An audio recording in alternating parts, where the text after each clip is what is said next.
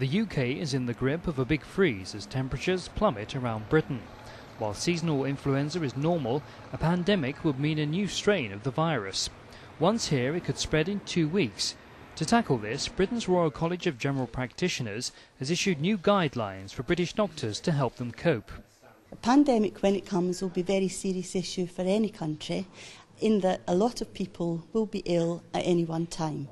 And so when that happens, there will be considerable pressure on health services and indeed other essential services. There have been 3 pandemics in the UK in 1918, 1957 and 1968.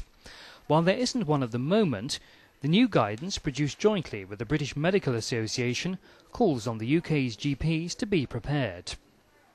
In practical terms, the purpose of this strategy is to allow GPs to cope when the pandemic flu is on. It's very important to understand that when pandemic flu is on, we've still got all the other illnesses and emergencies to deal with, and the problem we will have is the sheer volume of people who will be ill to cope with at a time when some of our own staff will be ill.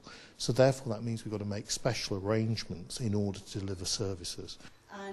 During a pandemic, decisions on flu will be made at regional and national level. Command and control measures will be monitored by primary care trusts, and GPs will join forces with other local practices to provide care for patients.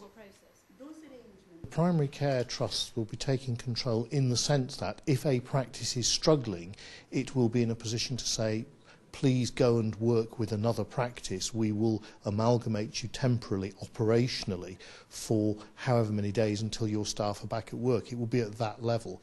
It will be they who decide, for example, what the criteria are for hospital admission.